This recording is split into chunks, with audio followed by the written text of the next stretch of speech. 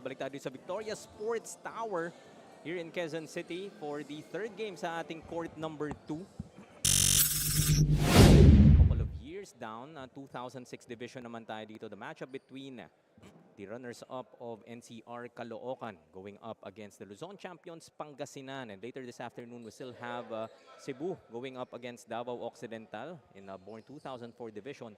And we'll be rounding out the afternoon. A couple more games leading to the semi-finals nga na mangyayari bukas. So our match at hand would be Pangasinan versus Caloocan in the 2006 division. Malaman na nga natin kung sino ang ating starters. Jaime Mendihar kasama si Cal Sanchez alongside Daniel Leguardia. Let's now hear our starting lineups through Rowy Sacote.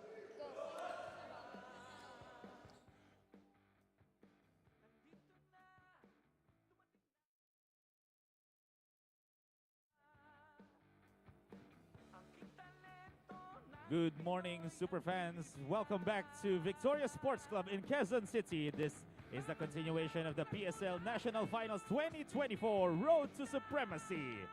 This is our court number 2, Group B in our Born 2006 division between the Caloocan Batang Kangkalu versus Team Pangasinan. Let us now meet the starters for both teams. First, for your Caloocan Batang Kangkalu, point guard number 8, Jasper Garcia. Shooting guard number 25, Kian Diva. At small forward number 17, Clark Javier. Power forward number 7, Amir Mateo. And at center number 5, Saidi Garlitos. Coaching Caloocan Batang Kangkalu is June Estrellas. And now let us meet the starting lineups for your team Pangasinan. Point guard number 22, Jeremy Godoy. Shooting guard number 13, Jairus Armendez. At small forward number 24, Denson Pinzon. Power forward number 28, Dave Melchor. And at center number 4, Jason Castillo. Coaching Team Pangasinan is Mike Puzon. Our officials for this match, Crew Chief Eddie Villarosa, Umpire 1 Winston Canlas, and Umpire 2 Jeff Bayais. It's the Caloocan Batang Kangkalu versus Team Pangasinan. This is the PSL National Finals 2024 Road to Supremacy. About to tip off for this 2006 division game between the Luzon champions Pangasinan going up against the runners-up of NCR Caloocan. Both teams, of course, would want to secure a victory for an opportunity to get to our semifinals kung saan dalawang teams nga lang ang aabante. Your Pangasinan, of course, you won against Misamis Oriental, and a victory here would punch your ticket and as the first seed heading into the semifinals. Pero itong Caloocan naman, they must win as well to at least have a chance. Depende sa quotient nga na magiging na mangyayari since they lost against Misamis Oriental as well just by 3. Oh, this is going to be a little complicated yung playoff picture natin if Caloocan comes away with a victory here today against Pangasinan. Kasi itong Misamis, I'm sure they are watching eagerly yung resulta nitong larong to. They again lost against Pangasinan by 26, but they did win against this Caloocan team by 3. So, again, it could get complicated, but ang importante if you are Pangasinan, manalo ka, so you can punch your ticket straight away to the semifinals. If ang Caloocan naman, ang incentive mo is win and likely win big if possible. So you can have that ticket as well to the semis. Oh, that's where the numbers come into play, no? In quotient system natin, in the event that teams will have similar records. So for Caloocan, they know what they need to do here today. Obviously, trying to hit, well, they already hit 2 threes to start this ball game. They're fully aware of how much they will need to win by if they want to advance here in our league. Couple of threes coming from Diva, so he understands the assignment. I covered this kid nung Sunday, itong si Diva. Nakailan din yan eh. From the 3-point arc, definitely a sharp shooter para sa team ng Caloocan. Several opportunities coming up empty though was Caloocan unable to extend this 4-point advantage, 6-2. Is Melchor. Patient on the half-court set is Pangasinan. That pull-up, a tad too strong. Balik dito tayo sa Caloocan. Diva. Can convert on a third three-pointer. Godoy now, looking to penetrate.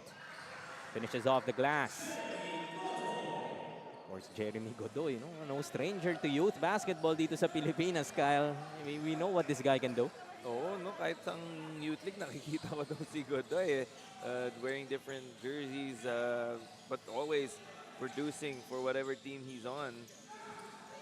And talk about how tough that is, Kyle, no? Na parang regardless of, I guess, the team, the jersey, the system, the coach, their teammates, nagbabago lahat yan. But Jeremy Godoy, still the Jeremy Godoy, regardless kung saan nga siya napupunta.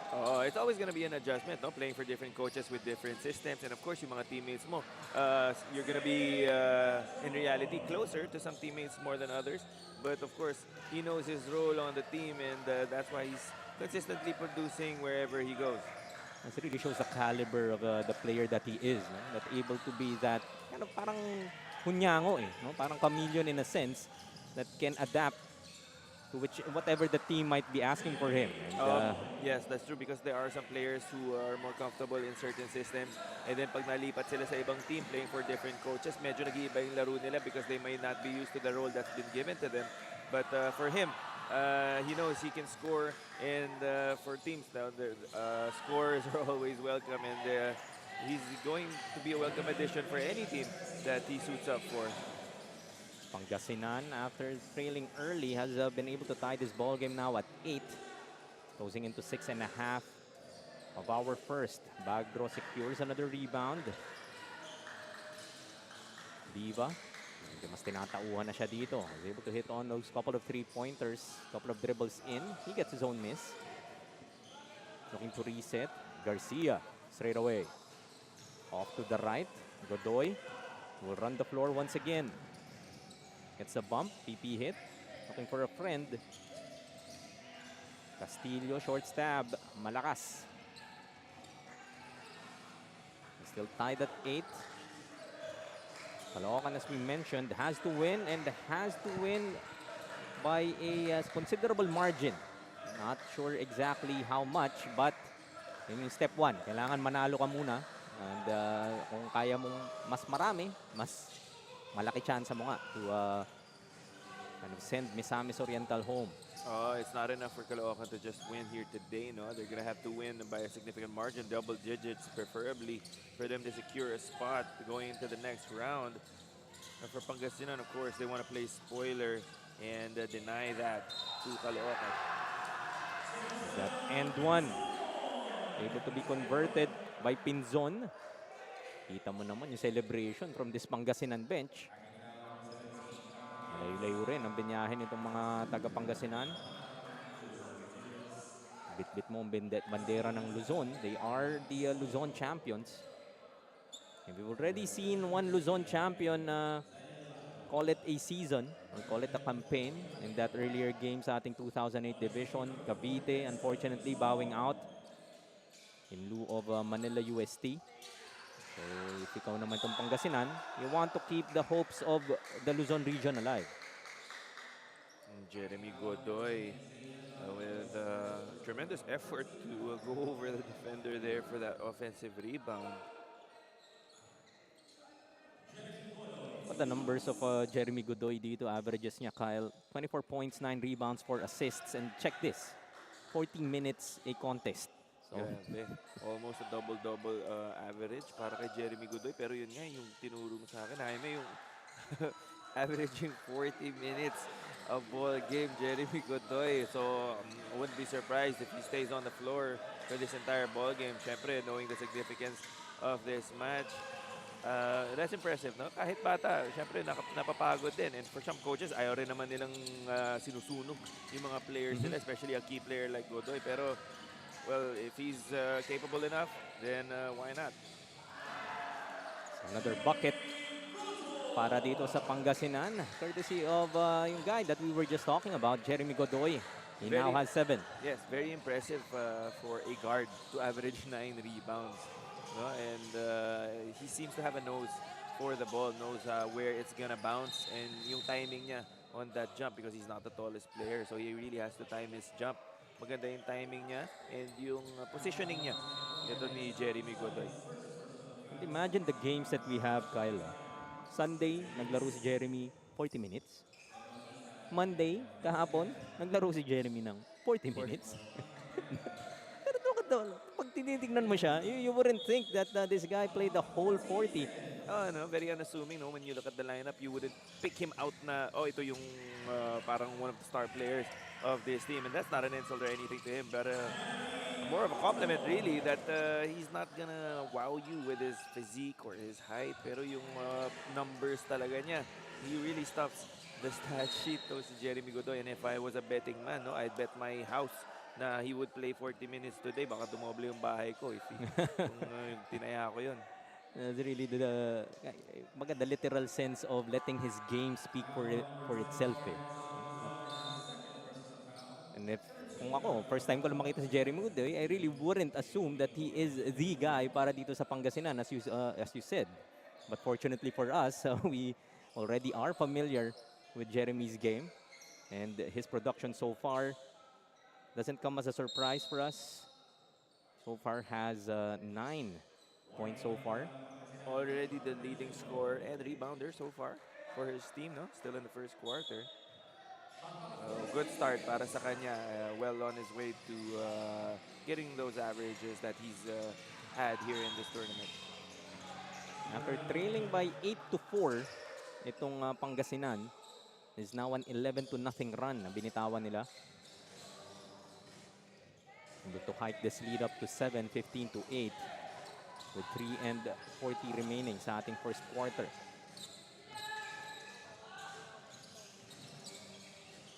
Pull up. That will be converted by Jairus Armendez. The points piling up here para sa Pangasinan after that slow start. Caloocan naman ang medyo nagsa-struggle dito as Bautista will be called for that traveling infraction. Ball goes back to Pangasinan. So see here, the Caloocan coaches here. It's a very intimate venue that we have in court number 2 of Victoria Sports Tower. Iikot nyo yung bola. Talagang naririnig natin coming from the bench. Because they have have found it difficult to get their half-court set going. I like how you described our venue, no? Very intimate, I think, venue. And yeah, yung coaches ng Caloocan just reminding their players to move the ball. Of course, that's not a part of any coach's game plan na one pass lang or 2 passes, then tira agad. So of course, knowing the importance of this game, siguro may konting giggle din yung mga ibang players natin, knowing that they have to win and win big against Pangasinan. But of course, you don't have to stray away from what's been working for them so far. Kung ano man yung game plan na drino up ng coaches, they drew those up for a reason. So you just have to execute. And we spoke about any of these teams very much deserved to be here in the national finals. Talagang ang dinaanan ng mga kupunan na nahanap natin dito in our PSL national finals represented their city, represented their region. So alam mong caliber talaga yung mga koponan and players that we have here in the national finals. As you see Godoy score on another layup. Really a lot of talented young men dito sa PSL National Finals, no? As Justin Malasa hits that 3. So a lot of hidden gems as well that you wouldn't see otherwise if we hadn't had these leagues. So the boys making the most of this platform that's been given to them. Speaking of that, Malasa 3. Malasa ang pasalubong sa atin ni Daniel Laguardia. Let's go to her too for a report. Go ahead, Daniel. With an 0-1 standing, Coach Eunice Delius said that the team's mentality right now is that they are hungry for winning. Going into this game nga, Coach June explained to the players the consequences of losing. Kaya naman he is hoping that his reminders about game execution will stick to his players and will be converted into the game. He even added that the word gameness and the will to win the game will be the anchor that will help them get this game. hopefully the maturity and the team composure that they gain from the league will also translate. Back to you, Jaime and Kyle. Thank you, Daniel. And culminating, indeed, would be the key word dun sa report na na-capture ko from Daniel. Dahil this is their third game of our Group B campaign. So somehow, you kind of get a feel as well of how the national finals is going. Yes, that's right, no? And as cliche as it may sound, other than the X's and O's, yung grit and determination na lang ng team nila is going to be a key factor for them heading into this very important game. Lead up to 9 now after that Godoy three-pointer. Kung cliche lang din ang usapan, no? No cliche about the game of Jeremy Godoy. In this first quarter alone, just checking the production of Godoy, he already has 12 to his name. Bautista secures that board para sa Caloocan. Have to be careful if ikaw ang Caloocan. We've seen how strong starts have really put a lot of teams in possession to take it all the way in terms of securing a victory. Bautista will be fouled. He'll head to the line for a couple. Castillo will be whistled for his first personal.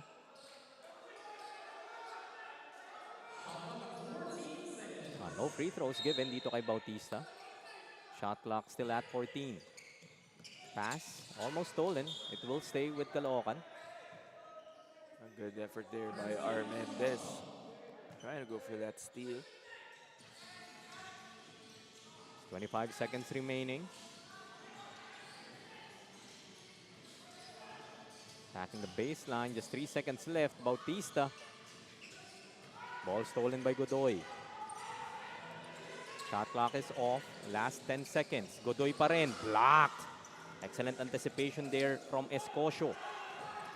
So 3 seconds remaining. Herrera pulls it back for a 3. Off. As the buzzer sounds to end the first quarter, and it will be a 9-point lead para sa Pangasinan, 22-13, heading to the second.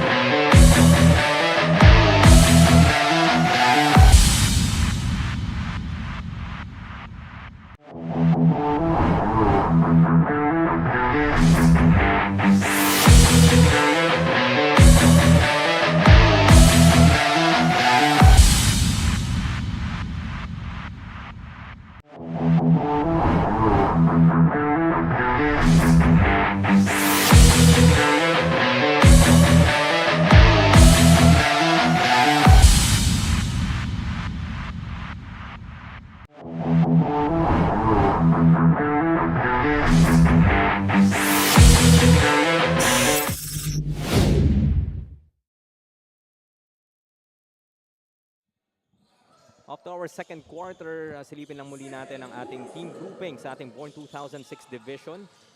Only 3 teams ang meron nga tayo dito sa ating Group B. Unfortunately, one of the teams weren't able to make it sa ating national finals. Kung kaya't napaka-complex nga ng mga scenarios that we have here. As Luzon did win over Misamis Oriental, Caloocan was able to, also lost against Misamis Oriental naman. So Pangasinan is 1-0, Caloocan is 0-1, and Misamis Oriental is is 1-1 naman. So if Caloocan does win, all the 3 teams would be standing at 1-1, so the quotient would likely take place. Kasi yung win over the other wouldn't really be applicable. Yes, no, Caloocan at the mercy right now of the quotient system should they win itong laro natin here today. That's why they have to really leave it all out there on the floor. So for keeping a step dito sa ating Luzon champions, 24-15, lead down to 9. Melchor dials it from outside, high looper. Extends the lead to 12, 27-15. Parang almost tumama dun sa bubong natin dito sa court 2 sa Victoria Sports. Garcia can't answer. Godoy, as expected, hindi pa rin inuupo dito para sa Pangasinan. Eludes his defenders. His pass though, deflected and stolen by Caloocan. Javier goes to Baldomero, takes it on the other side. Hindi kumagat ang Pectus.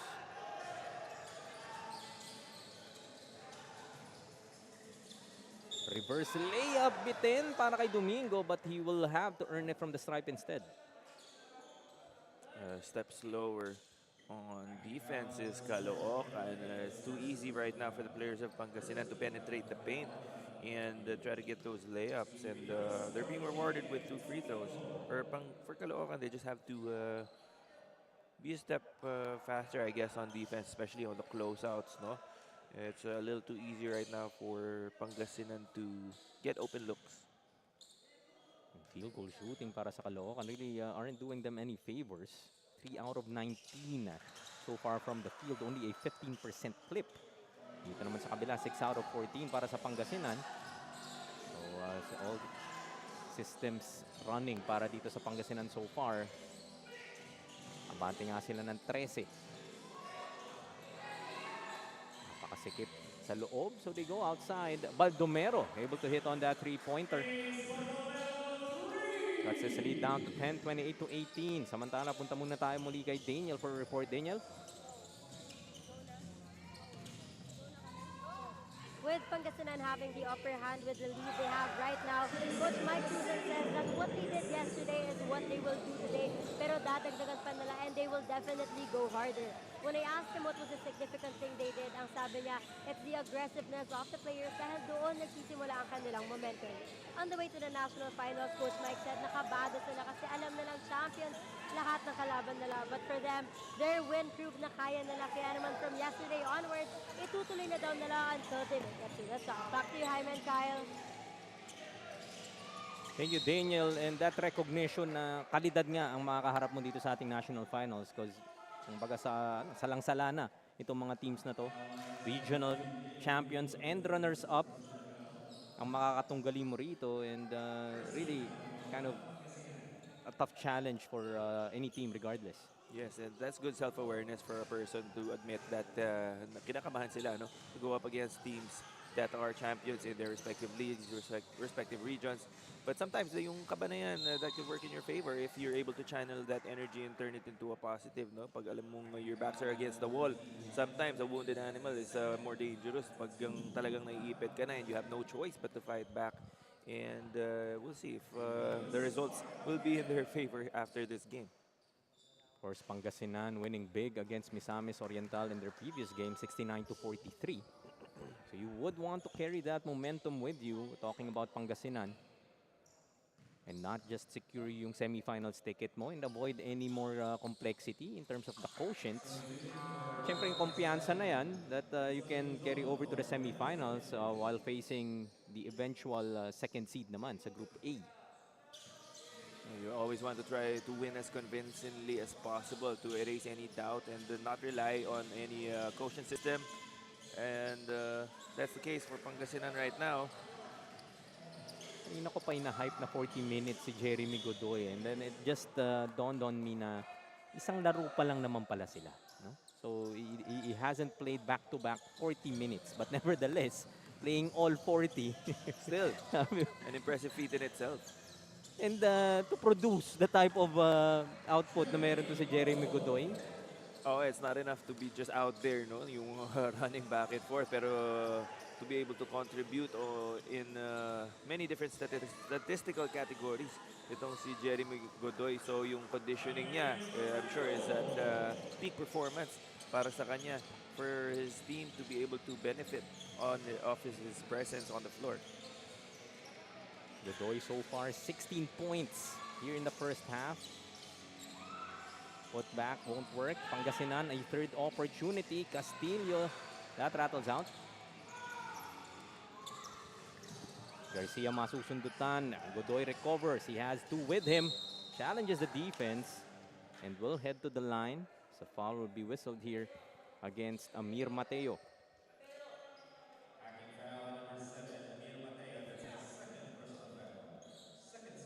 And kung ganyan yung contact din na nakukuha nito ni Jeremy Godoy in terms of his the manner in which he attacks the basket, talagang nakakapagod din nga naman, no? You're hitting the deck, you're getting these contacts left and right.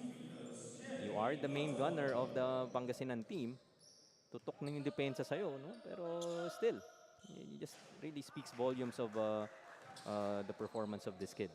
Oh, kasi it's also another thing to just be out there and, let's say, spotting up and shooting threes. It doesn't take as much of a toll on your legs as it would if compared nga dito kay Jeremy Godoy, continuously driving to the basket and also on defense, very active din siya. So, yun nga, yung conditioning niya, very good.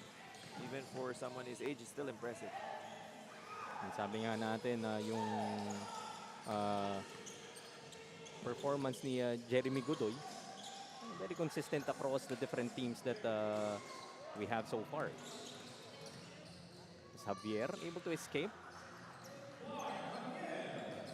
Melchor not really challenging Jose Javier in that previous possession, letting him get that wide open layup. But Pangasinan still up by 9.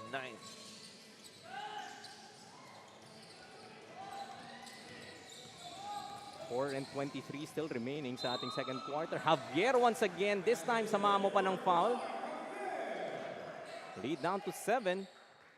So a bit of a run dito from Caloocan, Kyle. Back-to-back baskets by Javier. Really using his body well in transition. Personal 4-0 run para sa kanya. Make it 5-0 run if he makes his free throw. Oh. That's a lane violation though, so Javier has another chance to add to his total.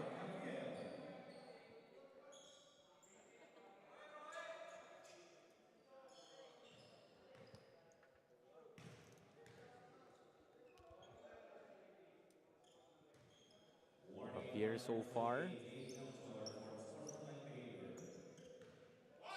6 points to go with 6 rebounds and 3 assists. Trying to keep his team in it. Completes that 3-point play. Personal 5-0 run para kay Javier. Baba nga ang kalamangan dito. 33-27 as Pangasinan will call for some time.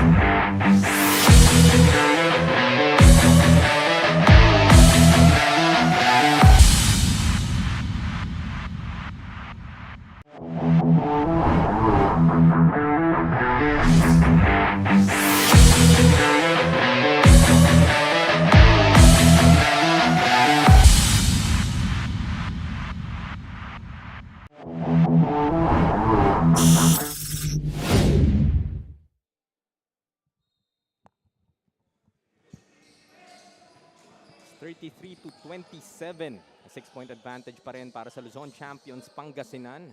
4:19 still left here sa ating second quarter. As Melchor attacks. Can't hit on that layup. Garcia tracks down the rebound. So some momentum coming the way of Caloocan. Ilyescas lilipad. Bit too strong. Takbo tayo dito sa kabila. Also short on that layup attempt. Gets the bump and the finish. Excellent patience coming from Christian Ilumba.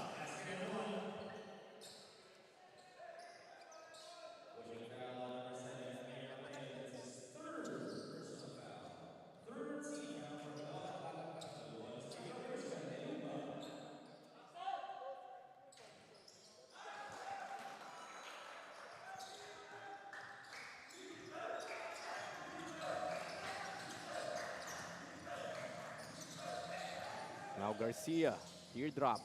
Ayaw. Mateo, trying to do the same move. Foul wouldn't count. Shot wouldn't count. The foul is on the floor. But Mateo will head to the line for a couple. Just a baseline inbound para dito sa Caloocan as Pangasinan is at the limit. So next foul will mean free throws para sa Caloocan. Javier manufacturing his way inside.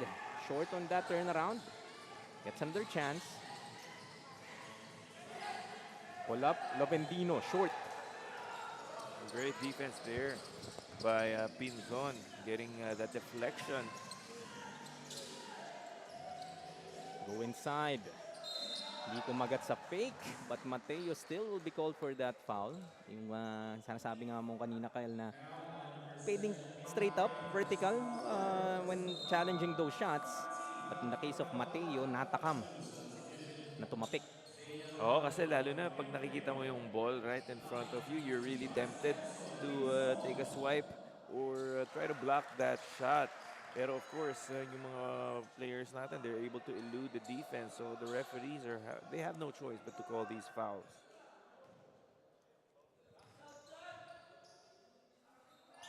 Second free throw will trickle in. Lead up to 11 once more, 38 to 27. Closing in on 3 minutes left sa ating first half. Go cross court. Sidesteps his way through. Iliescas. Excellent move. Great use of the sidestep there to elude the defender. Don't see Iliescas.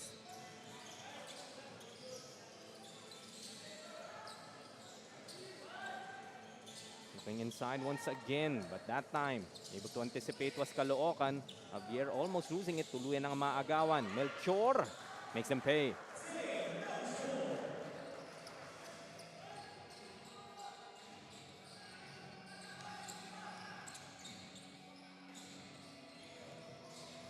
Iliescas once again. Drop pass.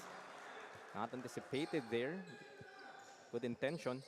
No miscommunication there, no? Good intention, knowing that Gagasa was on the baseline. Kaya lang, medyo alanganin yung pasa. Swing it to the corner. Domingo.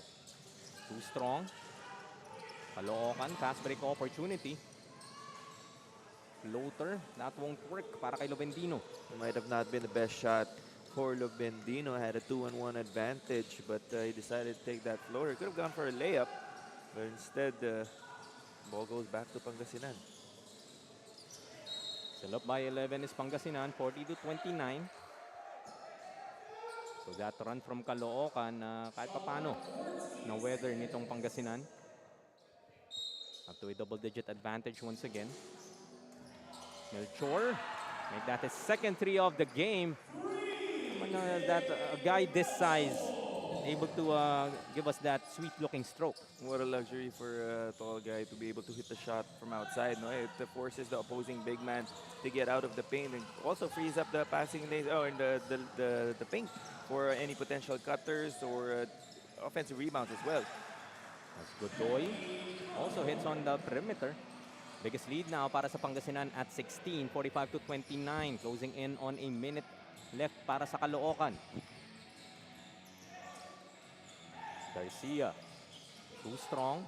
Tapik niya mapupunta kay Domingo. Godoy ahead of the pack. Finishes with the left. Iliescas trying to chase him down. Godoy not liking the shot block attempt on the other end.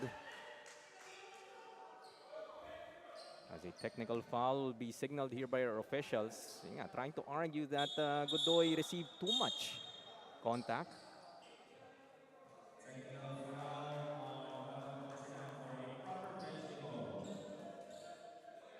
So technical foul will be called against the bench of Pangasinan. And it appeared that a player as well.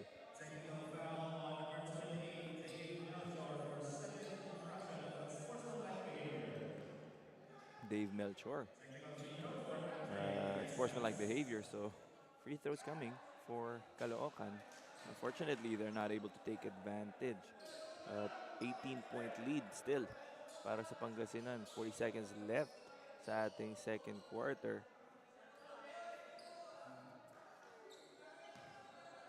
Iliescas ang naatasan dito. So for Melchor, that was the second infraction of unsportsmanlike behavior. Kung kaya siya nasignalan nga ng technical foul. And for improper bench decorum naman of the Pangasinan bench, arguing that contact nga of that Godoy layup earlier. Oh, they were asking for a foul, no? Kaya lang the referees didn't see enough contact, I guess, to be able to call a foul. And sayang din for Elias kasi he missed those 2 technical free throws that would have cut the lead down to 16. Maybe try and build some momentum going to the half. But they do get the ball back. Ang hirap na nga rin makapuntos para dito sa Caloocan. No? So yung mga freebies na yun, you would really want to kind of take advantage. Those types of opportunities na binibigay sa'yo ng Pangasinan. Oh, especially knowing the scenario that, the predicament that Caloocan is in. Every point is definitely going to matter for them, especially when the quotient system comes into play. Another basket para sa Pangasinan. Lead up to 20 now, 49 to 29, the biggest of the ball game. Javier. Just 4 seconds remaining. Floater. That won't go. That miss of Bagro. The buzzer sounds to end our first half. And it's 20-point lead para dito sa Luzon champions Pangasinan against the runners-up of NCR Caloocan.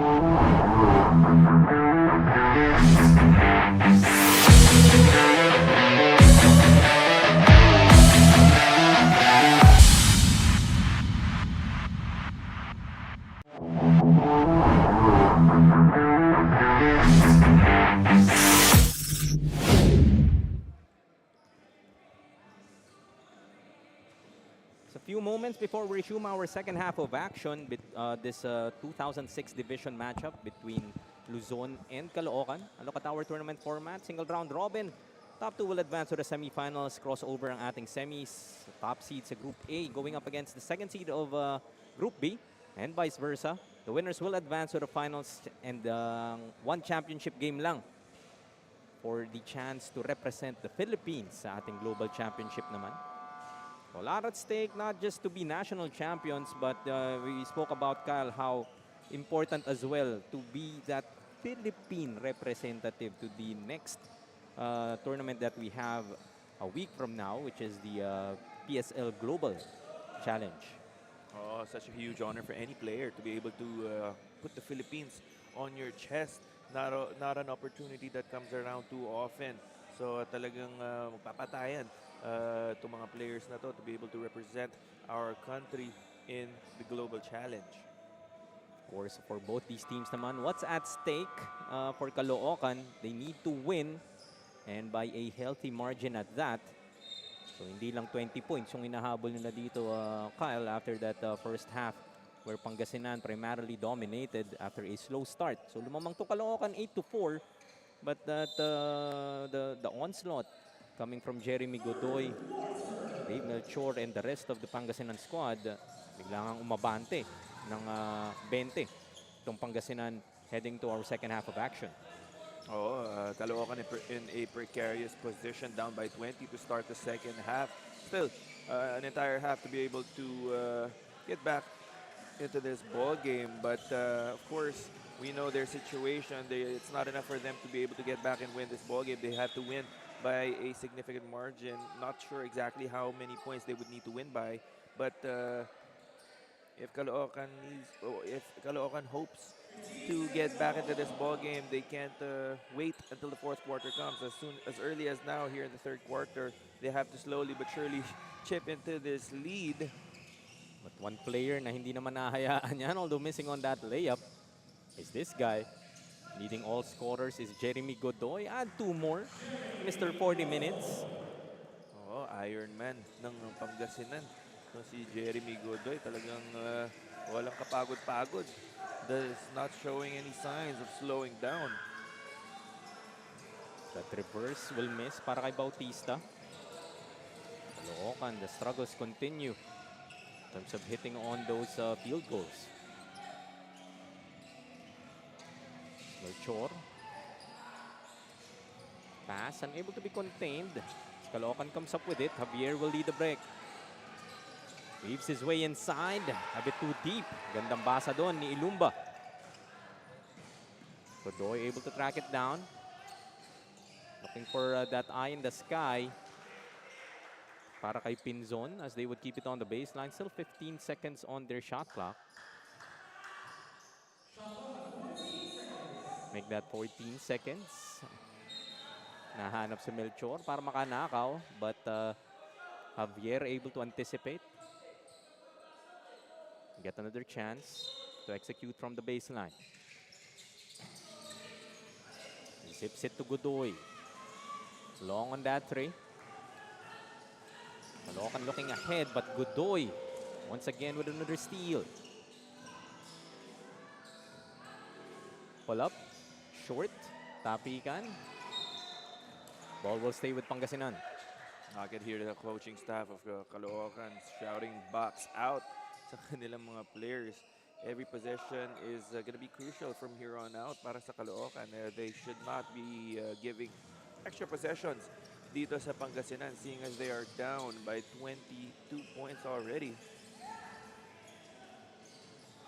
Bautista goes to Javier. Hits that shot inside. Lead back to 20, 51-31. Javier so far has 9. He has led the way. That lone bright spot para dito sa Caloocan so far. Godoy. Kick out to Pinzon. Can't hit on the 3. Armendez though keeps it alive. Third opportunity. Ayaw pa rin. Pangasinan once again. That rebounding para dito sa Caloocan. Although Pangasinan wasn't able to make them pay in that instance, yung box out na hinihingi ng kanilang coaching staff really absent in that particular possession. Oh, too many looks given para dito sa Pangasinan, even though they weren't able to convert those possessions, no? Adding, subtracting sa oras nitong Caloocan, where then they could, potentially get some baskets on the board and maybe cut this lead down. So 6:55 remaining sa ating third quarter. Malasa. Great find. Napasabit ni Bautista. Itong si Pinzon. One of the few times that Caloocan was able to get that ball inside. And this is one of the strategies for Caloocan, for them to maybe slowly cut this lead down, is for them to get to the line. At least they can stop the clock and put some points on the board. Minsan yan yung pumapabor din sa'yo dahil napakahirap ngang makapag-execute dito sa half court for the guys in white. And while we've talked a lot about the offense of Pangasinan, I would say yung depensa din nila talagang naisasakal itong execution ng Caloocan.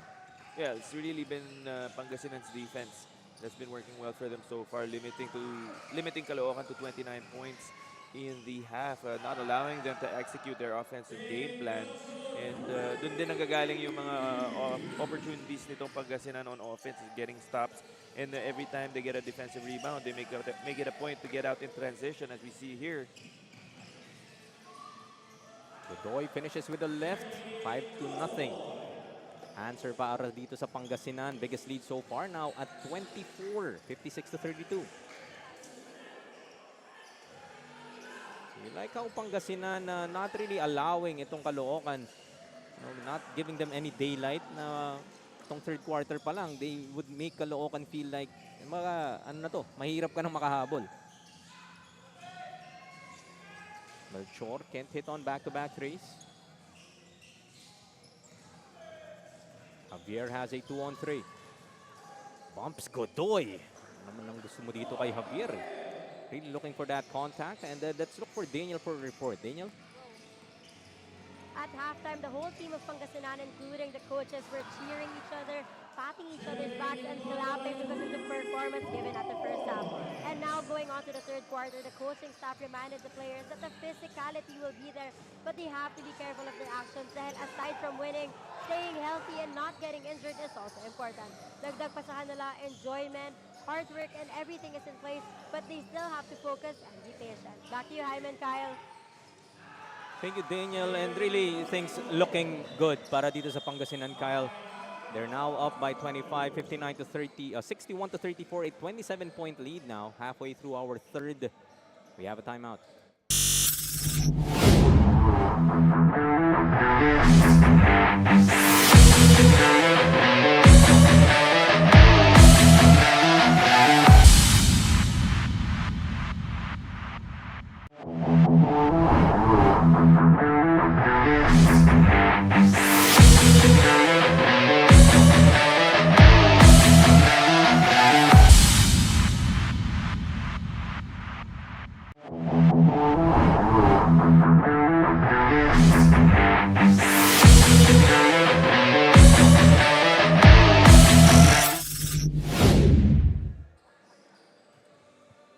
Babalik tayo sa Victoria Sports in Quezon City. Court number 2 for Group B action sa ating Born 2006 division. And prior that time out, Daniel reported nga how Pangasinan is really just enjoying and really cheering each other on. And who can blame them? Things are looking good so far in this game. You can see it in their demeanor on the floor. No, they're really enjoying playing together, playing well. Itong Pangasinan, they're cheering each other on, even the teammates on the bench, even the guys who aren't getting as much minutes as their other teammates. And that camaraderie is evident on how they're performing. For Caloocan naman, you can see that some of the players are trying to do a little bit too much by themselves. And you want to see a little more cohesion para sa Caloocan. So far, it has been Pangasinan really kind of dominating itong Caloocan. Napaka-deflating din ang makakuha ng mga offensive rebounds na yan despite their efforts in boxing out. And And just as I say that, they get another offensive rebound as Melchor scores on another bucket. Melchor now has 15. So you can see some of the frustration that the players are showing with their body language. No, you play good defense, and then you get a defensive stop. But of course, you don't complete a defensive stop until you get that defensive rebound. The effort dito by Clark Javier. He has 13 now para sa Caloocan. Parang siya lang talaga yung medyo may gana dito para sa Caloocan team. Oh, almost a double-double para dito kay Clark Javier. Lone bright spot right now for Caloocan. Some of his other teammates need to step up and give him that help. That's a block that you're looking for. Defensive stop para sa Caloocan. Garcia hands it off to Javier for another bucket. Able to string those points if they get a few more stops. With 3:02 left here in the third, can put themselves in a position, maybe steal this victory here in the fourth. Domingo able to get his own miss. Nadiva comes up with a steal. So a 27-point lead para sa Pangasinan. Garcia will try from outside. Short. Javier saves it to the wrong jersey. Godoy. Two defenders sasalubong. No problem para kay Jeremy. And that's got to hurt for Caloocan. 4 players running back down on defense, trying to stop a singular player in Jeremy Godoy. But Jeremy Godoy not caring how many defenders were in front of him. Herrera can't hit from outside. Spin cycle. We go to Javier once more. That time will miss. Looking ahead. Finds Domingo. Goes to Castillo for the finish. And Pangasinan keeping it simple on offense, just finding the open man. And that's helping itong players like sila Jeremy Godoy, who's been doing a lot for them when your other teammates are contributing as well. Cutting to the basket and finding themselves open for wide open looks. Meanwhile, itong Caloocan naman, itong si Clark Javier, trying to do everything on his own, trying to carry his team back into the ball game. Kung ikaw naman yung kakampi nito ni Javier Kyle, no? Parang tulungan naman natin itong si Clark because he's really kind of done all the heavy lifting for Caloocan. Samantalang dito sa Pangasinan, all the attacks are coming from pretty much all the angles that we have here. Yes, Pangasinan, getting whatever they want from offense, while Caloocan has had to bleed for their points. Garcia finally able to hit on that three-pointer. For Caloocan, that's three-pointer number 5. So pag uminit din sila dito sa labas, that might open up Javier's offense inside as well. Godoy, eye in the sky play. Chalk up another assist. Para kay Godoy, Domingo the recipient. That's back-to-back baskets underneath right now for Pangasinan. The defense of Caloocan caught napping. And if you're a coaching staff of Caloocan, you're going to have to ask yourself what more do you need to do and what type of adjustments you need to make. Pinson, dadagdagan pa nga ang kalamangan as Javier can't finish on that layup.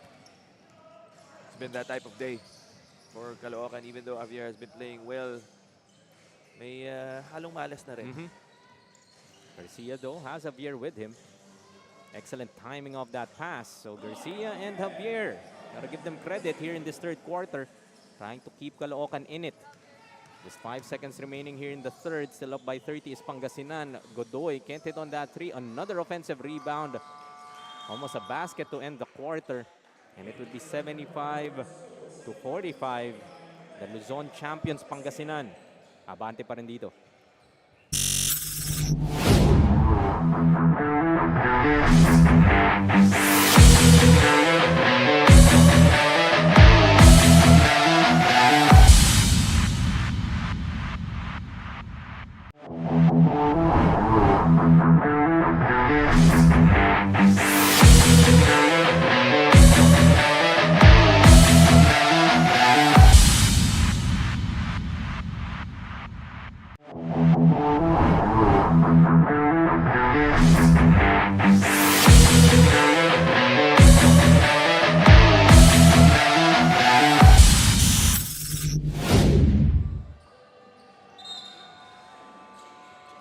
quarter about to start mula pa rin dito sa Victoria Sports Tower as we take a look at our road to PSL Global.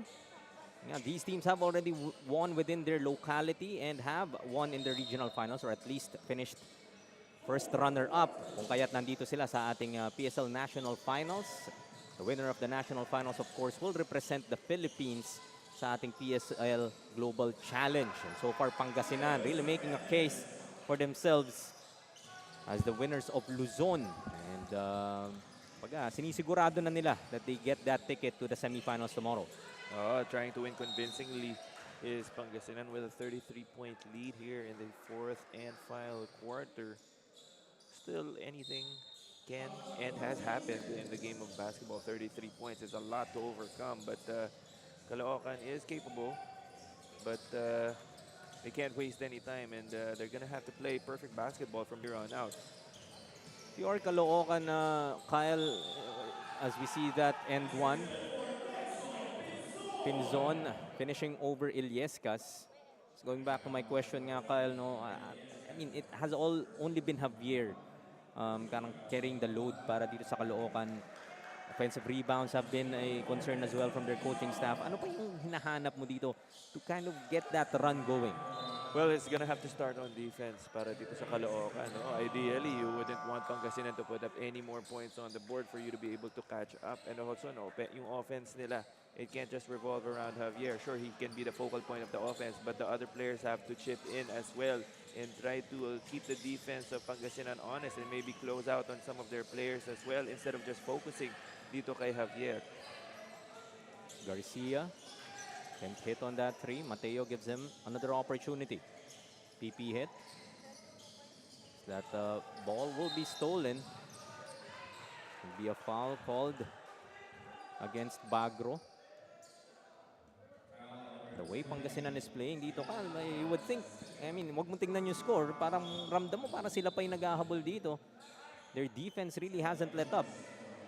Still trying to get steals itong Pangasinan, and even first to the ball, sometimes diving on the floor itong mga players nila, showing no signs of letting up dito sa laro na ito. Still trying to add on to that lead.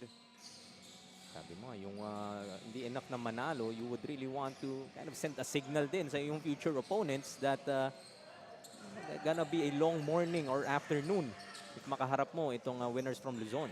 Yes, this is definitely going to send a message to their next opponent, no? That you can't take Pangasinan lightly, and you're really gonna have to prepare for a team like this. And moving forward, they're gonna have to give teams different looks as well. Itong sila players like sila Jeremy Godoy are definitely gonna be marked man coming into the finals. But knowing the coaching staff dito Pangasinan, I'm sure they're gonna be prepared. Ito rin yung opportunity as we see Godoy off the floor. No? So yung 40-minute streak niya will just be for that game last time against Misamis. Oo nga, no? Buti na lang pala, hindi ko tinaya yung bahay ko kasi akala ko talaga 40 minutes ulit ang lalaro nito ni Godoy. Otherwise, I would be a homeless man after today. So Mateo able to hit underneath. The few times na naisahan itong depensa ng Pangasinan. Ikaw naman ang Pangasinan dito, Kyle. This is a sizable lead. And obviously, you'd still have a game tomorrow. Do or die na rin yan moving forward sa semifinals. Just one game. And if lumusot ka nga dyan sa semis, it's only one game for our championship. So, talk about the importance of getting, maybe the players that don't get as much tick in this particular game na mabigyan mo ng reps. Yes, of course. That's why maybe itong si Jeremy Godoy is already off the floor. Seeing that they have a sizable lead, it like you mentioned, it does give other players some repetitions on the floor and get them into a rhythm kung sakali mang kailanganin sila in the next round, and it also prevents any unfortunate incidents or injuries that could befall ang mga starters nitong Pangasinan. And but they also have to be careful, no? You don't want to give an opening dito sa Caloocan na baka mamaya yung mga starters ng Caloocan will stay in the game and they play well against the bench warmers nitong Pangasinan, and that cuts the lead down. So you have to find that balance of putting in players that don't play as much but also try to keep that same level of play that's been working well for you so far in this game. Siyempre, if ikaw naman mabigyan ng opportunity dito, talking about the players of Pangasinan, that despite this lead, hugely in your favor, siyempre, ito rin yung audition piece mo eh. Yes. Gusto mo rin mapakita sa yung coaches that you can or you deserve a lot more playing time na hindi natin naantayin for the game to be out of hand before you get some playing time. Oo, that's true. And I can relate, no? Sometimes my team kailangan lumamang muna ng 15 o 20 bago ako makapasok sa loob ng floor. So I understand yung I guess yung anxiousness or yung gigil din nitong players ng Pangasinan. At least they're gonna get some opportunity, get some burn, ika nga, here in this game. We spoke about how this platform then of Pilipinas Super League gives it to these types of kids, no? That you never know who's watching. We are live on Facebook and YouTube. For court number 2, it is YouTube ang ating platform dito. So whenever you have that opportunity to showcase, it doesn't necessarily mean scoring, no? Syempre coaches look at different things. So you would want to just kind of make those minutes count. Oh, you just want to be able to prove to your coaches that you deserve more playing time. And whatever they ask you to do, you just do it to the best of your ability and make a case for yourself that you can be a part of the rotation. And yun nga, itong players ng Pangasinan have this opportunity right now. Ito naman ang Caloocan would want to finish on a high note as well in your national final campaign. Marami ka na rin naman ang pinagdaanan. You definitely deserve a spot dito sa ating national finals, representing Caloocan and then representing, of course, NCR. But Pangasinan just kind of hitting anytime and anywhere. Three-pointer there in the corner for John Rolly Velasquez. Much to the appreciation of his teammates, sitting on the bench. And that's what you like about this Pangasinan team, no? They're all cheering for each other and they're all happy for their teammates whenever they play good. Azar Mendez will turn it over. Still 4:42 remaining sa ating fourth quarter. Makikita mo nga talaga tong Pangasinan na, I mean, the difference in body language between the two benches. Not to say Caloocan doesn't have any reasons to kind of have their shoulders down. There's this big deficit that they're looking at. Pero I guess overall, no, talking about Caloocan's experience, a lot to be proud of as well.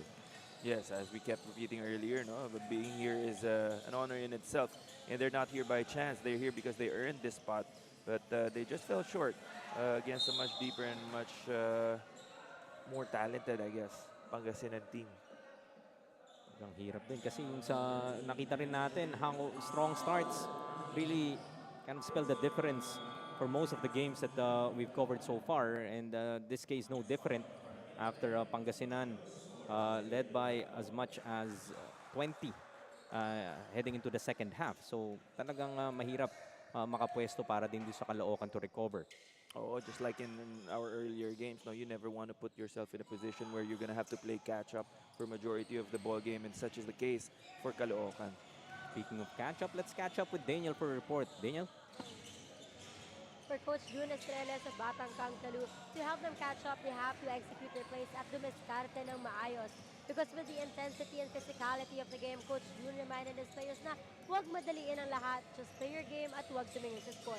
But aside from those, Coach June stressed how important it is na kailangan nilang trumabaho sa loob ng court at mag-isip na maigi to this win. Back to you, Jaime and Kyle. Thank you, Daniel. And I guess at this point, Kyle, no, you just want to take some positives if you are Batang Caloocan and playing the right way and building those great habits that you can carry over to your future assignments. As Daniel reported, you try not to look at the score anymore, just focus on the game plan and try to execute, but then maybe take some positives with you going into future tournaments, and maybe build some momentum as well as a team. When you join a tournament like this in the future, at least you'll know what not to do and what to do better in the future. Nag-usapan nga natin time and time again how, you know, wins, losses, learning experience yan regardless. That's true.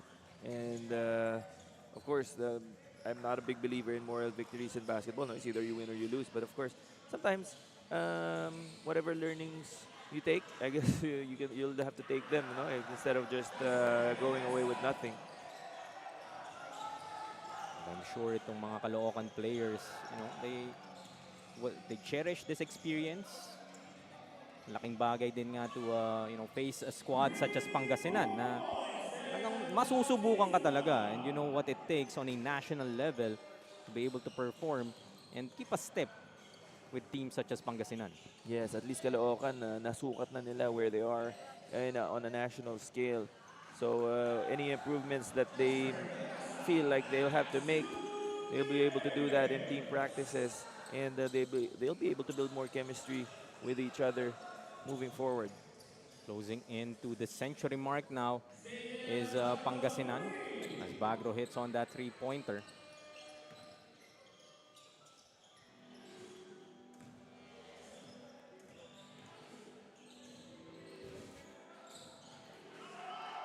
As that three-pointer as well will fall para kay Armendez. 102 points now para sa Pangasinan. The first team to hit the century mark here today. Itong Pangasinan, no? The defense of Caloocan really had no answer for the offensive onslaught that Pangasinan rained down on them. Diva started off hot. Wasn't able to sustain his production. Javier led the way para dito nga sa Batang Kangkalu. No longer on the floor, but will finish with 19 points. Pangasinan naman, several players had a chance to chip in. Able to build on that early advantage. Ito, nakakakuha na nga ng playing time. Maybe the players that don't get as much. Slovendino will miss on that layup. Just 50 seconds remaining in this ball game. Pangasinan likely will just dribble it out.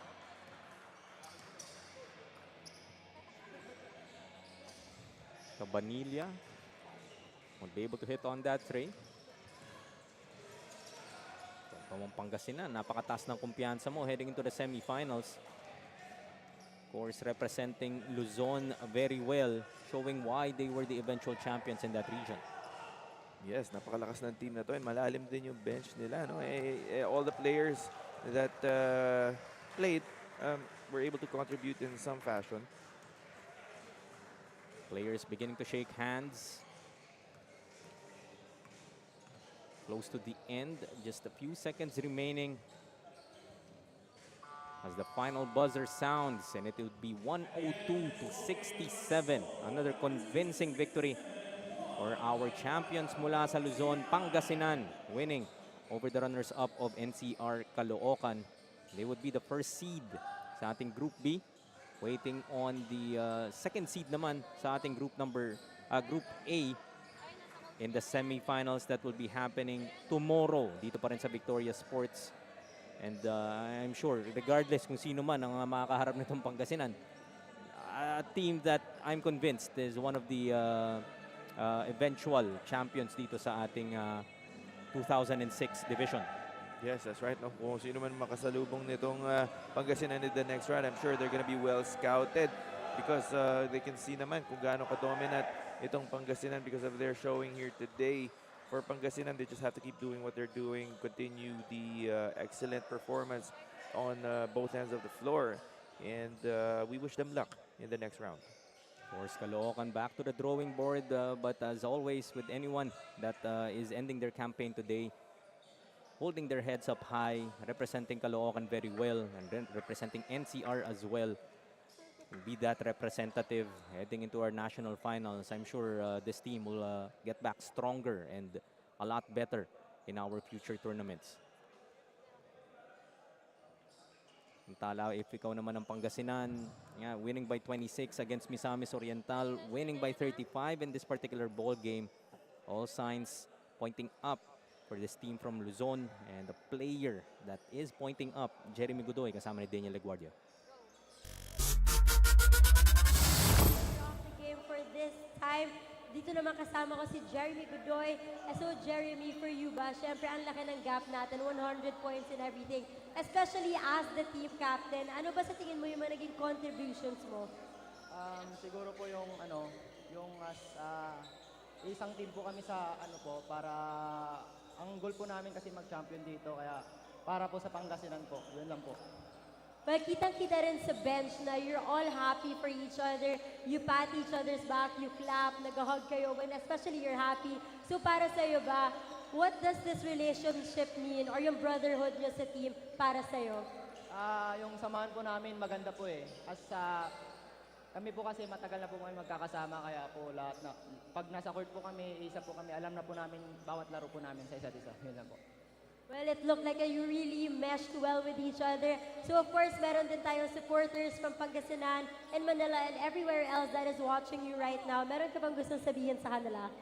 Sa mga sumusuporta po sa amin dyan sa Pangasinan, thank you po. And sa family ko po, thank you rin po. And kay Boss Israel po, thank you po sa suporta po lagi sa amin. Mga coaches po namin na lagi kaming ginaguide and mga teammates ko po sa FPU. And mga teammates ko po dito. Galingan pa natin, yun lang po. Well, good luck, Jeremy, and once again, congratulations to you and your team for that fantastic of a performance. Let's get back to you, Jaime and Kyle. Thank you, Daniel, and congratulations once again, Jeremy Godoy, our best player of the game, leading Pangasinan to the semifinals. Coming up next, runners-up of Visayas, Cebu, Shirilin will be going up against the winners of our Mindanao leg, Davao Occidental. On behalf of my partner Cal Sanchez and Daniel Leguardia, we'll now be passing it on to our good friends Eman Cabiles and Coach Mark Dandan for the next 2 games sa ating court number 2. Maraming salamat po for tuning in this morning. This has